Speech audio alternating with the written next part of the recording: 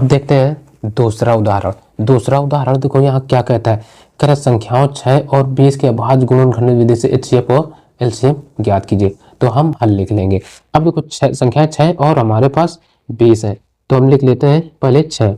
अब देख रहे हैं 6 एक कैसी संख्या है, सम संख्या है। सम संख्या होने के नाते ये 2 से कटेगी, 2 3 6। अब ये 3 से कटेगी, 3 एकम 3। अब इसी तरीके से हम 20 को भी लिख लेते हैं। 20 भी सम संख्या है, तो ये देखो 2 से कट जाएगी, ठीक। तो 2 एकम 2 और 0 एज इट इज लिख लेंगे। अब फिर 2 से कटेगी, 2 पंचे 10। अब ये 5 से ही कटेगी, 5 एकम 5। अब यहाँ इसके गुणनखंड तो हो गए। अब क्या करते हैं, इनके हमें अभाज्य गुणनखंड विधि से HCF और LCM ज्ञात करना है। तो पहले तो हम कुछ इस तरीके से लिख लेंगे। तो 6 बराबर देखो क्या आया, 2 गुणा 3 आया।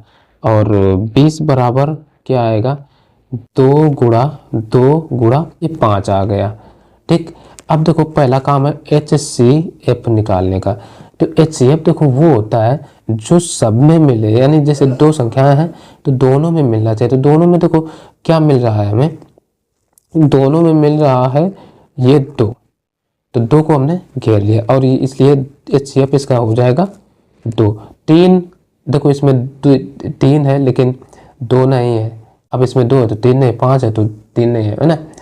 तो इस तरीके से HCF तो आ गया। अब देखो LCM क्या होगा, तो LCM बराबर, LCM में क्या है, सबसे पहले जो चीज़ दोनों में मिले वो तो लिख लो। जैसे 2 हमें मिल रहा है, 2 हमने लिख लिया। अब जो चीज़ छूट रही है, जैसे ऊपर वाले से 3 छूट रहा है तो 3 भी लिख लिया। अब नीचे वाले से ये 2 छूट रहा है तो 2 भी लिख लो। और ये 5 भी छूट रहा है तो 5 भी लिख लेंगे। तो अब आपस में इनका करा देते हैं गुणा। तो देखो 2 3 6 2 12 पंचे 60, यानी इसका LCM हो गया 60, ठीक। तो ये हम लिख सकते हैं LCM बराबर 60। और इसी सवाल के जो है ना आंसर यही हो गए।